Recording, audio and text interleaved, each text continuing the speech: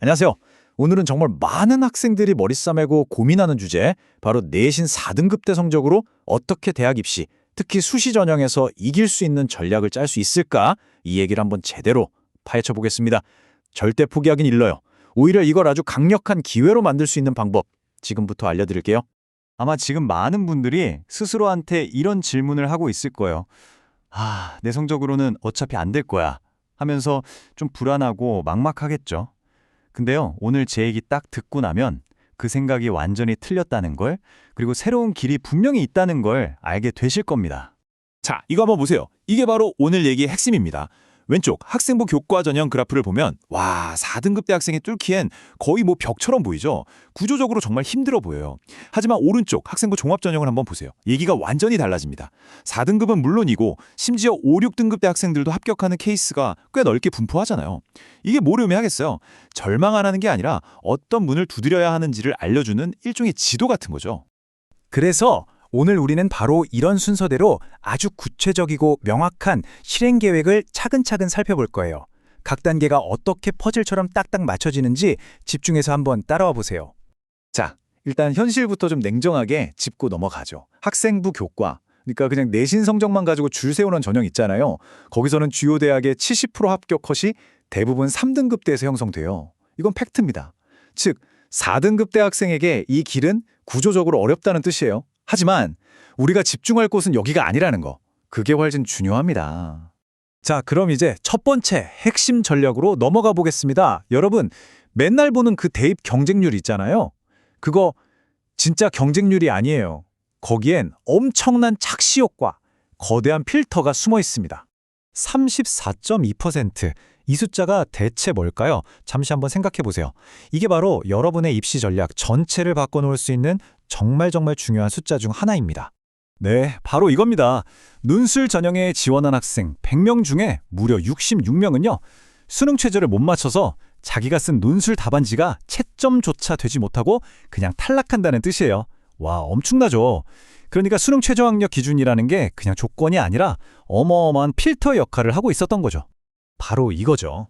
눈에 보이는 그 어마어마한 경쟁률, 그 명목 경쟁률에 쫄 필요가 전혀 없다는 거예요.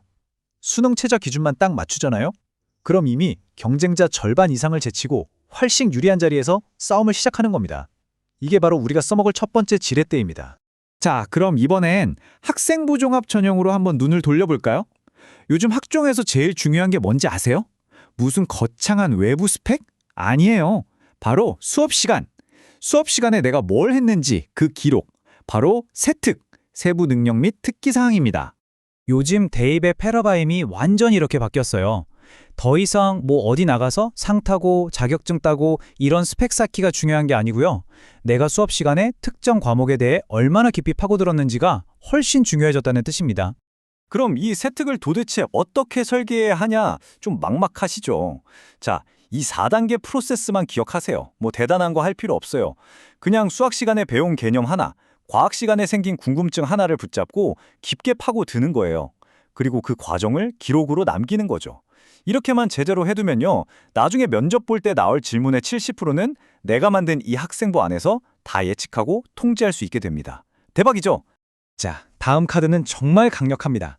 내신 등급의 영향력을 최소화하고 오직 내 실력 하나로 승부 볼 수 있는 가장 확실한 역전 카드. 바로 논술 전형입니다. 보세요. 논술 전형의 본질은 아주 간단해요. 내신 점수는 잠시 잊어라. 이겁니다. 오직 당신의 논리력 그리고 수능 최저를 맞출 수 있는 그 끈기. 이 두 가지만으로 승부하는 게임이에요. 내신이 약점이라고요? 그럼 그 약점이 통하지 않는 경기장으로 가면 되는 겁니다. 그게 바로 논술 전형이죠. 요즘 또 핫한 주제죠. 무전공 또는 계열별 모집. 이것도 한번 알아볼게요. 이게 잘만 활용하면 분명히 기회가 될 수 있는데 아무 생각 없이 뛰어들었다간 정말 큰일 날 수 있어요. 리스크를 정확히 알고 접근해야 합니다.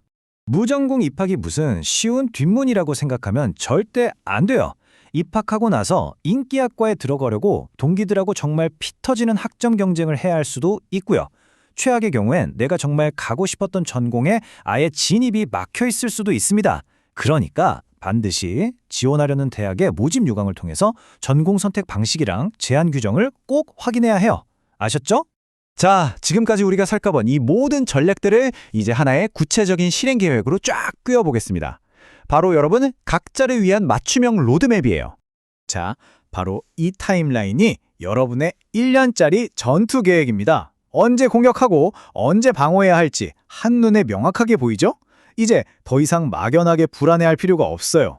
이 지도를 보고 그냥 한 걸음씩 흔들림 없이 나아가기만 하면 됩니다. 이제 여러분이 직접 결정할 시간입니다.